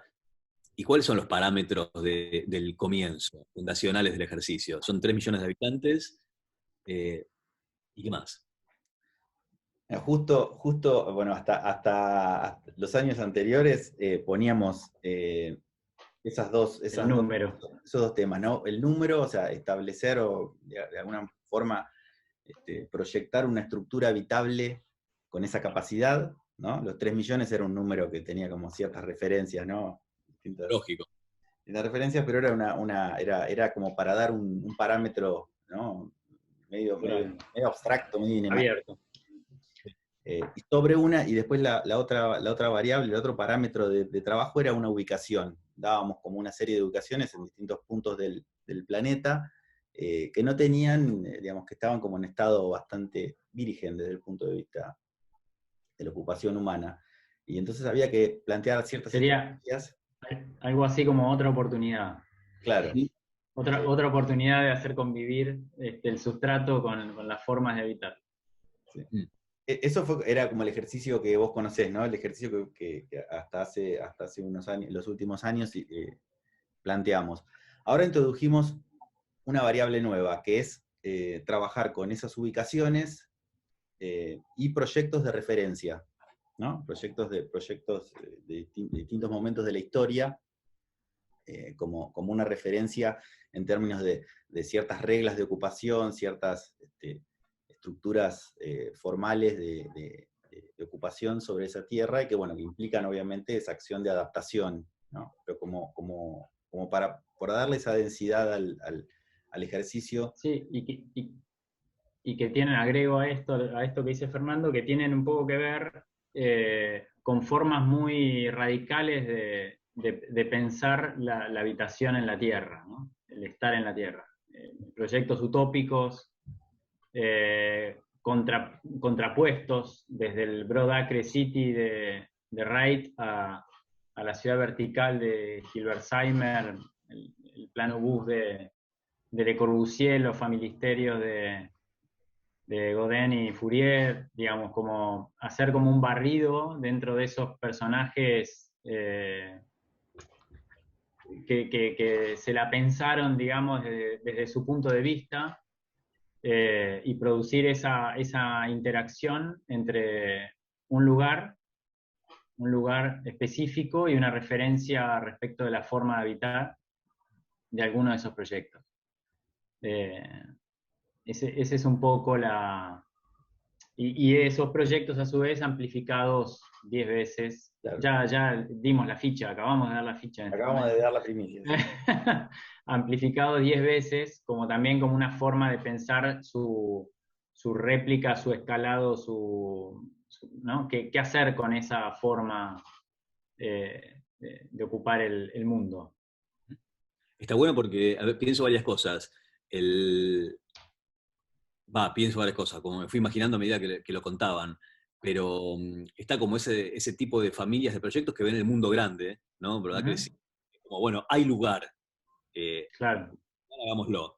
Después hay una visión que a mí me parece fabulosa, que por crítica, que es la que planteaba Andrea Branzi, con la desaparición del problema del objeto y del mundo, porque la arquitectura y la ciudad es tan grande que todo lo ocupa, ¿no? Es como una decisión en este pensamiento, ¿viste? Al extremo, y tiene un dibujo interesante, si lo buscan, de Branzi, que es como una especie de corte que tiene como los rasgos de la representación de la arquitectura, pero es como infinito hacia todos los lados. Y es como una visión, bueno, ¿sabes qué? El problema de la forma, del estilo, del objeto, desaparece porque todo es interior. Tan extendido que no hay forma de verlo de afuera. Que no es muy distinto a esta idea, viste, que aparece un montón de veces visitada en las películas, de la colonización de otros mundos. O sea, cuando Marte y la Luna y yo qué sé, hay como ciertas posturas del espacio estético, que es todo es adentro. Solo algunos lo ven de afuera, ¿viste? El que hace una excursión, una incursión en el territorio, ¿viste? Como, bueno, ahí está la carcasa que permite la vida. Pero entre esa fantasía ocupatoria de otros planetas y esta visión, que en realidad, más que el disfrute de la condición interna de las cosas, era como una especie de destrucción del problema del objeto, ¿no? Cuando Branzi dice, ¿sabes qué? El interior es paisaje y no existe objeto porque es tan grande que nunca lo podés ver de afuera, es como una especie de problema filosófico. Pero está dibujado, eso es lo loco. O sea, es un problema filosófico, no está dicho, ¿viste? Como qué es el ser, sino que lo dibuja. Sí, es concreto. No es abstracto. Y es muy interesante eso. Y después, otra de las cosas que pensaba en relación a lo que contaban, y eso es una cosa que a mí me interesa, es que en esta condición tan usual de los opuestos, parecía que un problema es el de la ciudad y otro problema es el del campo. Más allá de si el campo es entendido como una naturaleza artificializada, todo está antropizado o no, ¿no? Parece una condición de lo que es la ciudad y lo que no es la ciudad. Ahora, en el medio hay algo que es lo menos visitado, que son los lugares de transformación. Ese lugar a mí me parece hiper interesante. O sea, lo que no es entendido como ciudad y lo que no es entendido como campo productivo o lo que sea, sino lo que está en el medio. Que no son, o digamos, son o no son los terrenos vagos, digamos, de Solá Morales. ¿A eso te referís con los...? Sí. Puede ser trasladable la idea, pero cuando empezás a recopilar, bueno, ¿cuáles son los planes para el territorio agrícola? ¿No? Bueno, está bien, ¿cuáles son los planes para el último punto del conurbano bonaerense, ¿no? Como la ciudad cuando se disuelve, listo. Pareciera haber un plan para eso, pero hay una franja de territorio perfectamente dibujable, y en cada caso habrá que hacerla como muy específica, que no pertenece ni a una visión ni a la otra. está en el medio. Es como el lugar, ¿viste? Es como si fueras a la playa y decís, bueno, che, ¿dónde termina la arena y dónde empieza el agua? Y, no sé, en este momento está acá, dentro de 10 segundos está allá. ¿Dónde es? Todo ese lugar, que es como una especie de frontera, que no es un límite, es una línea, a mí me resulta hiper interesante porque ni siquiera en las visiones como, a ver, por ahí le puedo pifiar porque tampoco lo conozco en profundidad, pero cuando la oficina de Amo, plantea el asunto, bueno, el countryside, bueno, ahora la posta está en el campo, Sí. No veamos más las ciudades, ahora el futuro, Sí. ya la ciudad la hicimos pelota, la saturamos, pensamos todo, hay que pensar en otro lado. Me parece que inclusive esas visiones contemporáneas y siempre muy originales, aún así no miran este fragmento que por ahí es muy americano, ¿eh? Por ahí no Sí. ocurre en Europa. No, vos sabés que el otro día, sí, yo creo que hay una diferencia ahí. Digamos, no, hay una forma de pensar el territorio americano no es el territorio europeo, sin duda, ni hablar el territorio sudamericano en relación al resto de América. Pero, por ejemplo, yo creo que hay ciertos conceptos que son, de alguna manera, al menos traspolables a la hora sobre dónde están los ejes de reflexión, ¿no? El que trabaja mucho con eso es Juan Herreros, respecto del territorio europeo, español, que él se hace la pregunta que dice, bueno, todo el mundo habla de que dentro de, no sé, que para el 2050 el 75% de la población va a vivir en ciudades. Bien, dice, bueno, yo me hice la contrapregunta, es qué es lo que pasa con el 25% que no va a vivir en ciudades. Entonces empieza como a desarrollar su estudio sobre ese campo, que de alguna manera no es el campo, ¿no? Es como, quizás no es la interfase, ¿no? Quizás no es lo indeterminado, para ponerle un nombre a lo que vos planteabas de esto que no se sabe si es una cosa u otra, que es que ya no sé si existe, menos en América, quizás sí en Europa esas delimitaciones del ejido urbano y lo rural están más marcadas, pero no, en América yo empiezo a creer que es imposible, en Sudamérica al menos, que es imposible tener esa línea, ¿no? Ese límite siempre se corre, siempre se corre, siempre se corre. Y quizás es eso, ¿no? El espacio ese espacio intermedio es esa línea que se está moviendo todo el tiempo. Y es probable que sea como muy receptiva de un proyecto nueos, aunque suene lógico decirlo así, ¿no? El proyecto para el nuevo hombre, el proyecto para la nueva ciudad. Me parece que esos fragmentos de territorio muy difíciles de determinar por una cartografía convencional o por una mirada convencional sobre las cosas que han sido practicadas un montón de tiempo, me da la sensación de que ahí hay la posibilidad de un proyecto novedoso, por su condición novedosa, ¿no? Por su condición no atendida. Nada, pero es una pregunta que nada, para investigar y debatir a partir de ahora. Es una pregunta que tengo como prendida y está prendida en el estudio hace un montón de tiempo. Estamos viendo qué hacer con eso. Porque después te pasan esas cosas, ¿no? Algunos de los proyectos que quería mostrar, que no voy a mostrar, era bueno, te convoca el gobierno de la ciudad Dársena Norte, listo, todos los arquitectos pensando sobre Dársena Norte. ¡Wow! ¿Viste? Todos los arquitectos pensando sobre el vacío que dejó vacante la desafectación del Tiro Federal.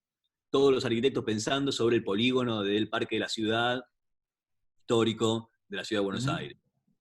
Todos los arquitectos pensando sobre un polígono a la vera de Juan B. Justo, que era una cosa y ahora es el Parque de las Ciencias. Todo esto, me parece que lo interesante de esta charla que estamos teniendo es que es una pregunta previa a esa decisión política de pensar dónde, ¿no? Es no pensar qué para un lugar determinado, sino pensar por qué a dónde. Me parece que es muy interesante desde el punto de vista de esto que plantean Fabio y Fernando, ¿no? No es hacer un proyecto urbano, ¿no? Es, a mí me da curiosidad si alguno de los estudiantes se va a enfrentar a ustedes preguntándoles por qué 3 millones de habitantes, por qué en una rotación universal encontrando un lugar, ¿por qué las consignas? Sería interesante eso, ¿no? Está bien, después la respuesta es, mirá, pedagógicamente te sirve para practicar ciertas cosas, poner foco acá y no allá, pero me parece que, aunque ustedes, si eso sucede, tengan las respuestas para explicar por qué pedagógicamente sirve, es hiper lindo que alguien se plantee el porqué de una consigna académica. Que en los cursos de proyecto es increíble eso. Por eso les contaba esta discusión con el titular de la cátedra donde estoy, ¿no? Como hay generaciones, y yo me formé así, en donde el punto en donde, viste, como al caballo o al galgo, en realidad no sé mucho de carrera ni caballo ni de galgo, ¿no? Pero hay un momento en donde dan la señal a los animales de que tienen que correr. Se abre la gatera para los caballos, o le sacan la capucha al galgo, no sé qué. Y con los arquitectos pasa un poco lo mismo, ¿no? Con su etapa de formación. Te abren la gatera ¿con qué? Con un terreno en la ciudad o en cualquier otro lado y un programa, ¿no? Como cuando te abren la gatera o te sacan la capucha como el halcón y ves que no tenés un terreno. Cuando digo terreno me refiero a Sí, sí.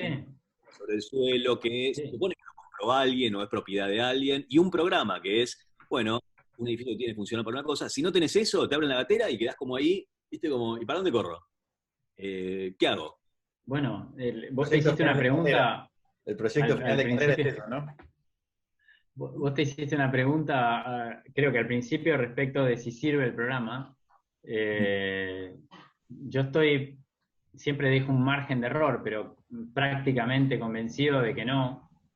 De que la arquitectura dejó, digamos, el programa se ha encargado de tapar a la propia arquitectura muchas veces. Se ha convertido como en la excusa para justificar cualquier cosa, que creo que viene, digamos, creo que su raíz es clara, viene como del funcionalismo inocente, un poco de una traducción un poco vaga y perezosa de la modernidad, ¿no? Como a partir de la lógica positivista de que de A para B sea en el menor recorrido, ¿no? Como con esa concepción. Pero que en definitiva, bueno, tenemos que hacer el esfuerzo, ¿no? Al menos desde los docentes, aún en el grado, aún en las materias, en el grado digo, en las materias regulares del grado, en proyectos básicamente, en la materia de arquitectura, porque, digamos, para terminar de comprender o de redondear esta idea por la cual la arquitectura nunca dependió del programa, sí de temas, si queremos, ¿no? Pero no de temas como de temas asociados a programas, ¿no? De temas de problemas, de la arquitectura y el sustrato natural de la arquitectura y la noción de paisaje, digo, de qué es lo urbano, de las condiciones que tienen que ver con escalas, digo, con un montón de temas que pueden prescindir perfectamente del programa y de los cuales cuando uno habla de determinadas arquitecturas ni siquiera habla del programa, ¿no? Lo hablas desde la propia condición urbana de un proyecto, desde la propia condición tectónica de un espacio, digamos, desde muchos campos que pueden prescindir perfectamente del programa y que en todo caso después el programa sí sirve para terminar de comprender algunas cuestiones que apoyan en todo caso esa arquitectura, pero no que la sustentan. Y que son circunstanciales también. Totalmente, totalmente. Sí, totalmente. Me parece que es un ámbito de debate grosso. Yo cuando les contaba, aprovecho esto porque de alguna manera me es útil como reflexionarlo retrospectivamente también. Uno de los debates fuertes que estamos teniendo en la FADU, el proyecto final de carrera no existe. Son dos materias, es PU y PA, proyecto urbano y proyecto arquitectónico. Son dos materias. Firmás una materia a mitad de año y firmás otra materia con otra nota a fin de año. Y podés inclusive cambiarte de curso. Podés hacer la primera mitad en una cátedra. P1 en una cátedra y después cambiarte. Nosotros, el curso que tenemos con con los gorriones amigos, que son unos personajes hermosos, transgeneracionales, decidimos que para nosotros es una sola materia, pero es una informalidad. Y funciona, porque los estudiantes cursan en general casi todos, tenemos 30 estudiantes, el primer cuatrimestre y el segundo. Y una de las cosas que nadie se banca es que el proyecto, la parte, es una visión tematizada sobre la ciudad, ¿no? Hay como ciertas categorías que se revisan y se tratan estos temas, ¿no? De, no sé, la ciudad oscura, ponele, por decir algo.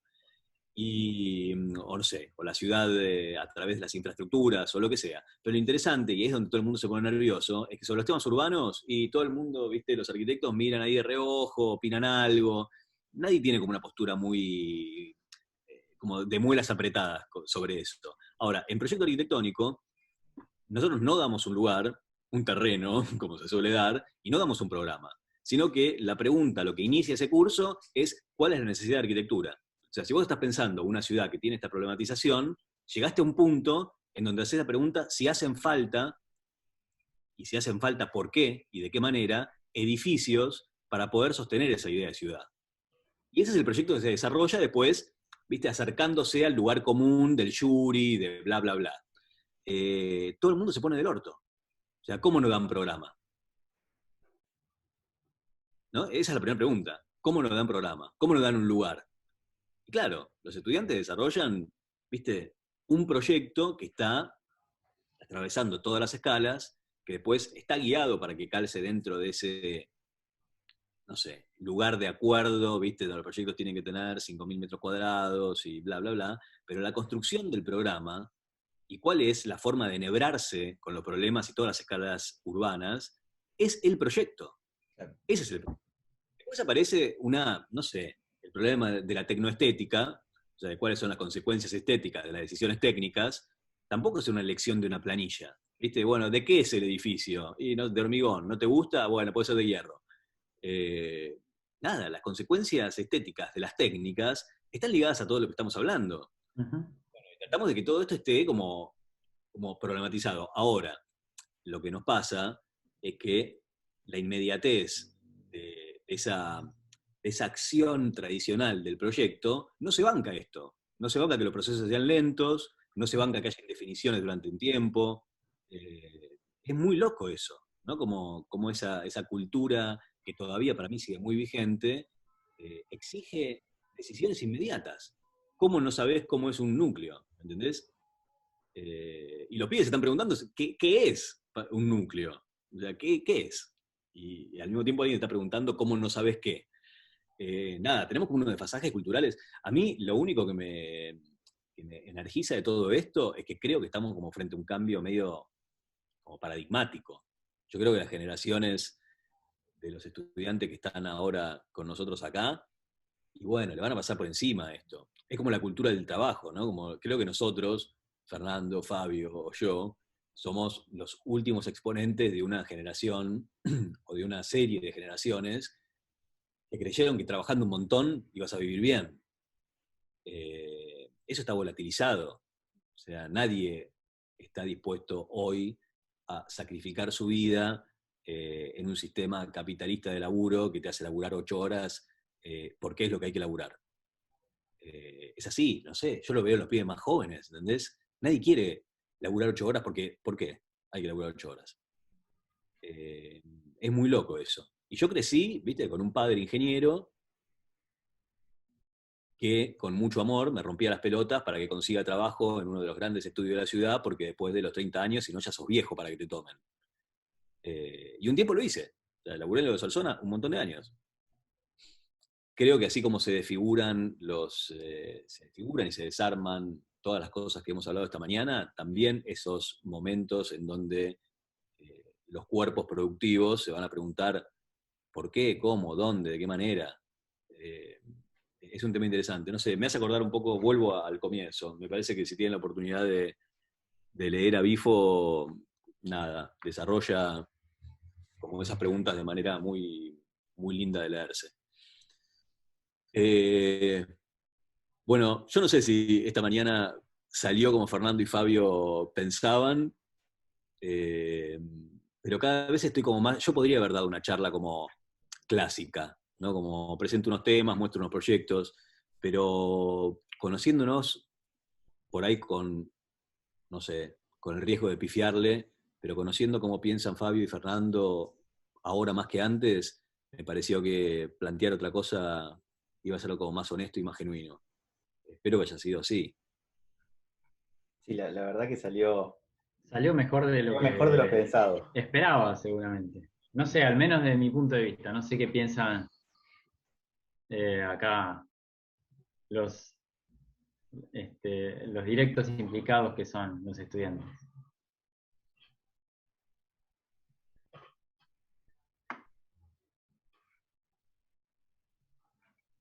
Un Sí, planteó más silencio. dudas que ¿Cómo respuestas, digo, ¿no? Dejó a todos medio ahí como dado vuelta, no. Ahí tiene una data certera de lo que hablamos, digo. Esto planteó más una duda que otra cosa. Sí, quizás hay una certeza en todas esas dudas. Quizás no, me arriesgo a decir que hay una certeza en ese mar de dudas y que es justamente volver a pensar, volver a poner en comunión el artificio con el soporte, ¿no? Volver a poner en comunión el entender lo que el lugar dice en cada caso. Aún sin haber visto proyectos, pero creo que la base un poco del el cuerpo teórico de la exposición está conectado con esa idea, a riesgo de equivocarme. No, creo que es linda la manera en que estás contando, Fabio. Me parece que eh, no confiar en como en el espesor automático de la configuración del campo de juego, me parece que es clave. Porque me parece que nuestra disciplina es como es bastante funcional a no hacerse preguntas de inicio, ¿no? Como, no sé, por alguna cuestión como conformativa de la estructura interna de la disciplina, ¿no? Es muy fácil, ¿no? Déjame decirlo de manera medio bestia, pero no sé si la configuración cerebral de un sicario no es muy parecida a la de un arquitecto. El sicario, por sobre todas las cosas, no se tiene que preguntar por qué tiene que ir a Va y lo boletear. hace. Sí, Lo sí, hace. va, ya está. Pues sabe cómo hacerlo, ¿viste? Maneja las herramientas, Tiene la técnica. Bucho Valiero decía, haciendo una ironía, dice, bueno, pues viste, fulano es alemán, entonces sabe, bueno, entra el gas por acá, sale por acá, mata, viste, como toda una cosa, haciendo una burla cínica de la técnica como Bueno, única herramienta. es tremendo, porque la técnica es tan seductora eh, que te cancela como no sé, esas preguntas ampliadas que inclusive los cultores de la técnica, internos de la disciplina, no sé, irónicamente, viste, no, es problema de los sociólogos, o es problema de los políticos, o es problema de los investigadores de la cultura. Nosotros hacemos. ¿Qué hacemos? Me No, parece que y lo bueno de esto creo que es también entender, digamos, romper las falsas dicotomías, ¿no? De que no es no a la técnica. Y de hecho, como también tenemos que desarrollar saberes técnicos desde el campo que nos toca, pero es con la técnica en todo caso, no es la técnica el punto. sí, es interesante como prestar atención a no pasarle por arriba a esas sutilezas simbólicas del lenguaje. Uh-huh. Nada, me parece que ahí tenemos como un montón de cosas que disfrutar también, ¿no? Bueno, vos también al principio decías esto de que cuando arrancaste hablabas de esto de la autonomía del diseño o de la falta, que decidiste hablar desde un lugar previo, ¿no? O que bueno, Sí. ustedes arrancaron como estudio muy preocupados por estas discusiones sobre diseño, sobre la belleza, ¿no? Sobre los objetos, en definitiva sobre sobre las acciones materiales, ¿no? Sí, Autónomas. Y terminaste hablando de todo un proceso de razonamientos que atraviesan los proyectos, sin haber visto proyectos, como que me parece que nos contaste un poco todas las discusiones o el espíritu, las dudas y las cosas que fueron como madurando, que están detrás del diseño, o por encima, sí, ¿no? Detrás, o que lo atraviesa, o que está... Sí, está buena esa pregunta que haces, si está detrás o encima o dónde. No termino de entender bien dónde, pero me parece que, siendo una especie de retrospectiva psicoanalítica del porqué de esto que les contaba al comienzo, no sé si les pasa a los estudiantes actualmente esta sensación, pero cuando vos terminabas de cursar, era usual estar, no sé, cuando te encontrabas con alguien y querías saber qué recorrido había hecho en la facultad, una de las preguntas era, bueno, ¿y qué hiciste? Y la respuesta era como, o cursaste tales cátedras, o hice, no, primero una casa y después un conjunto de viviendas, y después un teatro, y después un hospital, y después un aeropuerto, y después una ciudad. Ese era el que hiciste. Y si tenías otro recorrido dentro de la FADU, era, y no tan convencional, ¿no? Habías hecho un recorrido que no estaba por ahí titulado como, viste, yendo a buscar al Excel de los programas, una serie de cosas. Y bueno, sí, después de cursar 6 años así, cuando empezamos a laburar juntos, lo único que te quedaba como una especie de campo de debate genuino era la forma de eso que hiciste. Todo corrido, ¿entendés? Estamos estropeadísimos. Yo creo que nosotros empezamos muy estropeados. Por eso también, y esto es una cosa para analizar, para quien tenga ganas de hacerlo con la producción propia y la ajena, el recorrido de la gente que labura mucho tiempo junta, y no es siempre igual. Nosotros tenemos como una primera época laburando juntos, que sería como imposible de volver a visitar. O sea, cuando vuelvo ahí no entiendo nada. No entiendo nada. Y hay gente que labura mucho tiempo junta de manera mucho más estable.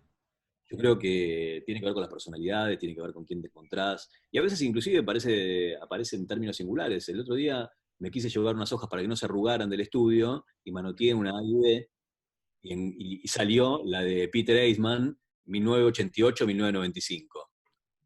Claro, metí las hojas ahí para que no se arruguen, cuando me tomé un café, que por otra cosa quería hacer, la abrí de nuevo, y dije, claro, ok, ya entendí que me interesaba tanto, porque es un demente.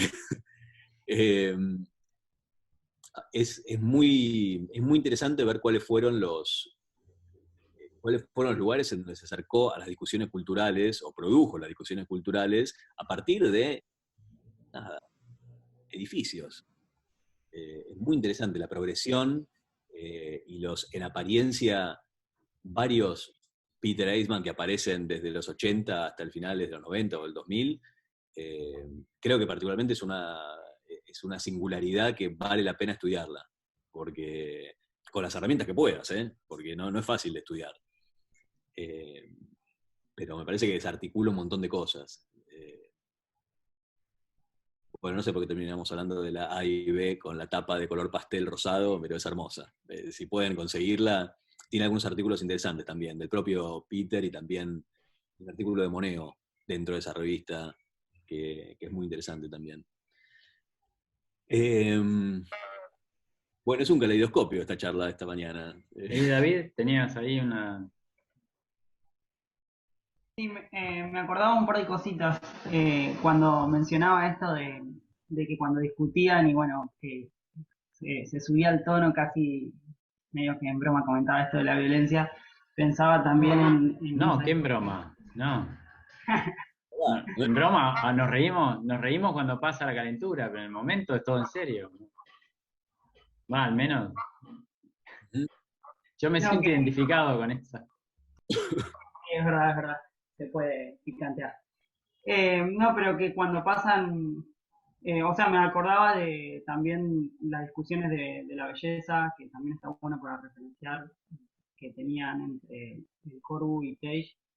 Por ahí son medio eurocéntricas, pero está bueno, después la voy a colgar en el Facebook del grupo.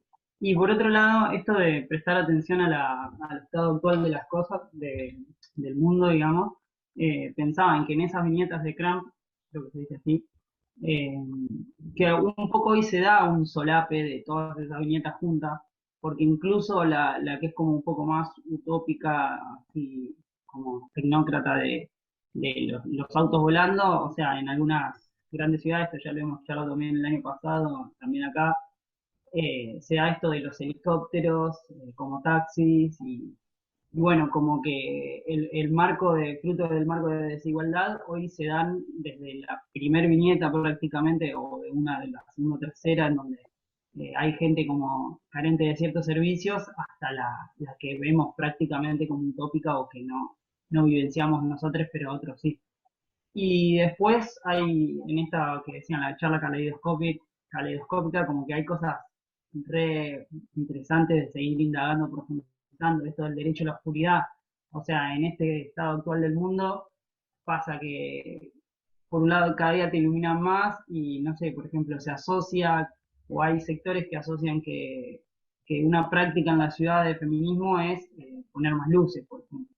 Y sin embargo, no sé, yo tengo experiencias recientes de un corte en la mitad de La Plata que justo me agarró yendo de un sector al otro, de la oscuridad completa a la luz, y es increíble cómo se habilitan el resto de los sentidos para, no sé, no agarrar un pozo con la bicicleta, y cómo empezás a ver y cómo, o sea, cómo toda esa luz y todo ese artificio te niegan los sentidos personales, los sentidos propios, y también te niegan el cielo, por ejemplo, o sea, te niegan la posibilidad de vincularte con los astros. Y después sobre los programas también, como que se desprende otro caleidoscopio que yo ahí no terminé de entender, y es más pregunta, que en un momento al principio planteabas esta duda de si existe la posibilidad de pensar la arquitectura sin la necesidad de la aparición de los programas. Y no terminé de entender si en la instancia de proyecto y eso de los juris que comentaba, en realidad construían programa y después a eso lo llevaban a arquitectura, o si se salteaban como el paso de construir un programa. Por ahí es más metodológico, pero bueno, está bueno, y en ese sentido creo que igual la FADU tiene un recorrido, o por lo menos el libro este que recopila Sarki de los modos de habitar, te demuestra que hay un recorrido ahí potente de que están puestos algunos cañones en algunos sectores eh, en estudiar esto, ¿no? Por ahí en La Bueno, Plata. creo que en ese sentido, es interesante lo que decís. Creo que le pasa a Jorge Sarkis lo mismo que a Viejo Velarde en Italia. Es probable que sea más valorado en La Plata que en la propia FADU. Porque no, si escaneás el problema FADU, creo que tiene aún hoy un nivel de inercia en relación a esta visión que estamos como tratando de desarmar, que es brutal, brutal. Y Jorge Sarkis es un punk, sigue siendo un punk a los 90 años que tiene, muy difícil de encontrar, o sea, no se filtró. Más allá de que es, no sé, cualquiera que piense que quiere sonar como, no sé, culturalmente activo dentro de la facultad, lo va a mencionar, nada. Después resulta que las cosas que estudias son en un lugar chiquitito así, y que los ejercicios de proyecto en todas las instancias siguen siendo hiperconvencionales, y creo que no discuten ni un poquito de todo esto que estamos tratando de discutir. Después, en relación a lo que preguntabas, que es metodológico, para mí lo interesante que manifiesta esa especie de colisión cultural entre las generaciones es que, bueno, ya lo hemos dicho de mil veces, de mil formas, ¿no? Pero para mí pensar el porqué de la necesidad de los edificios, y dentro de ese porqué, la posibilidad de enhebrar los programas de los edificios y los de la ciudad en una misma ecuación, son lo más interesante de un ejercicio de proyecto. Y bueno, nada, lo que hablamos antes, la colisión que eso tiene con una práctica que le pone un montón de energía al cómo hacer las cosas y no por qué hacerlas. Me parece que ese es un debate, nada, que hay que dar, porque necesita tiempo ese debate, ¿viste? No es que lo hablas en un minuto. Necesita tiempo. Y fíjate que hay algo interesante, que no es solamente el debate que podamos tener en esta charla, que es hermosa en el sentido de cómo estamos como queriendo conversar los temas, sino que se da también en los planes de estudio. O sea, el plan de estudio de la facultad, ¿quién los define? sea, los estudiantes están metidos en los planes de estudio, se debate, no se debate. En la FADU es hiper maniqueo cómo se debate el plan de estudio. ¿Qué termina siendo las materias, ¿no? Porque eso después, año sobre año, termina conformando un espesor cultural en el que después se meten las generaciones de estudiantes con poca posibilidad de debatir. Y entonces aparecen los lugares alternativos. Me parece que esta materia que están dando Fabio y Fernando es un lugar alternativo. O sea, si estuviese en FADU, es un lugar alternativo. ¿No? Que se filtra en el sistema. No sé en La Plata si es un lugar alternativo o no, o La Plata es de otro palo. No, bueno, no sé. Están estas materias selectivas, no conozco todas, pero supongo que debe haber distintos enfoques. No sé, justo la nuestra está dentro del área de arquitectura, que es como están divididas por área. Yo creo que de alguna manera el campo, con las diferencias que puede haber entre todas, el campo de las electivas intenta ir un poco off-road, digamos, ¿no? Un poco como buscando, armando una huella, sin entrar en particularidades y sin conocer además el detalle el resto de las propuestas, pero supongo que abren ese campo y obviamente como hay distintas áreas, también eso, no sé cómo sucede en las materias selectivas de otras áreas. Sí. Esto, mira, algunas de las conversaciones que alguna vez y siempre tenemos con los personajes con los que nos fuimos juntando y arrimando, más afines, no sé, lo que me parece hiper interesante es Gustavo Diegues. Sí, bueno, lo hemos mencionado acá. Un par de referencias. No sé, creo que con él por sobre todo coincidimos en esta idea que atravesó esta conversación desde la mañana hasta ahora. Los problemas urbanos debían estar desde el comienzo. Nosotros siempre con los chicos decimos que hay como una especie de, ¿viste? No sé, una forma de pinchar la discusión. La carrera debiera ser al revés. O sea, debiera empezar por los problemas urbanos y debiera terminar los estudiantes haciendo una casa en quinto año. Al revés. No, es obvio que primer año, ejercicio, una vivienda unifamiliar. No sé si en La Plata les pasa lo mismo, si haces la estadística de las materias, una vivienda unifamiliar en la ciudad. O sea, fíjate la carga política que hay. O sea, ¿para quién estás haciendo una vivienda unifamiliar en la ciudad? Bueno, yo en una propuesta que me tocó armar, en realidad había quitado la vivienda unifamiliar. Digo, es lógico, digamos, obviamente no. Es lógico, digamos, seguir pensando en la ciudad hecha con viviendas individuales, ¿no? Un poco a la tesis de Méndez de Arrocha. Es razonable seguir pensando y formando desde ahí, ¿no? Como que además, por otro lado, tiene una complejidad enorme la casa, la vivienda individual como tema en sí mismo, enorme justamente para empezar por ahí. Sí, y además es interesante esto que decía Fabio, porque lo más interesante de esa discusión, que podría ser como simplificada, es, bueno, dale, hacemos una vivienda unifamiliar para la práctica de la técnica, el espacio, lo doméstico. Lo que no está dicho ahí es lo tácito. O sea, ¿qué es lo que no puede existir para que exista el ejercicio de una vivienda unifamiliar en la ciudad de Buenos Aires, ponele? O sea, cuando vos vivís en una casa en la ciudad de Buenos Aires, ¿qué es todo lo que no puede estar pasando por eso? Ahora, sí, claro, es una encadenación parabólica de decisiones, ¿no? Vos das ese ejercicio, lo simplificás, hablás desde el primer día de unas maquetas a escala 1:50. Lo que me pregunto y lo que más me interesa es todo lo que va sedimentando en el inconsciente de esas generaciones que practican esos ejercicios. Que creo que quedan hechas pelota. Pelota. Por eso, de alguna forma, todo esto que les conté o que intenté contarles es como haberse desprendido de todo esto. O sea, el laburo, las angustias que hubo al comienzo del estudio, que coincidió como, bueno, final de la facultad, terminaste de ser estudiante, empezaste a trabajar en los estudios y en algún momento preguntaste, diablos, ¿qué estoy haciendo de mi vida? Todo ese momento de angustia tiene que ver con esto. Yo estaba orgulloso de haber hecho una casa que me saqué un 10 en Arquitectura 1.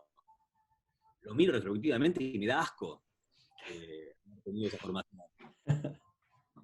Entonces, esto que les contaba de Gustavo Diegues, sí, los estudiantes debieran estar como sumergidos en un problema político y urbano para después entender por qué haces las cosas.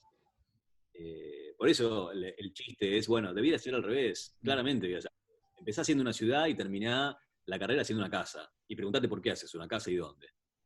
Pero bueno, yo qué sé, trasladadas estas preguntas, me imagino que son las preguntas que acompañan a este ejercicio que empieza ahora.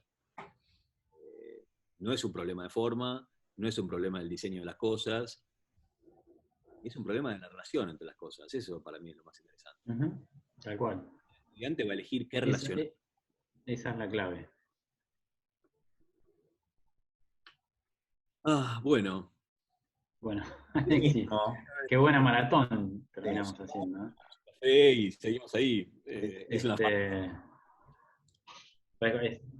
en verdad es la charla, la clase que más se pareció a estar, ¿no? En vivo. la En vivo. facultad, sí. Es lo que pasaba cuando estas clases eran presenciales, ¿no? Que uno se quedaba hasta así, ¿no? Claro. Como si realmente estuviese el café y la mesa ahí y siguiera la rueda. Bueno, yo la pasé muy bien. Nada, es muy lindo compartir esto con ustedes. Sí, la verdad que estuvo muy Bueno. muy bueno. Creo que dejó un montón de, ¿no? de preguntas y de cosas. Incluso ya está explicado el ejercicio. Ya quedó Ya todo. está explicado, no tenemos que hacer nada. Podemos quedarnos hasta las 12:30. Ahora lo explicamos por las dudas. Ahora lo repasan. Muy súper interesante. La verdad, muchas gracias, Alexis, por Buenísimo. sumarte y tirar todo sobre la mesa, ¿no? Bueno, la próxima lo hacemos a vivo. Si es que estamos el año que viene, no sé ahora qué pasa con todo esto, ¿no? Supuestamente tenemos fecha de vencimiento ahora, 2021. Claro, hay que concursar de nuevo, pero no hay fechas todavía. Todavía no hay nada. Bueno, y me encantaría después ver cómo... ¿En qué quedó todo esto, no? Que es como ¿Cómo salieron? ¿Cómo son los laburos? Así que... Sí, después te pasamos. Compartirme cosas.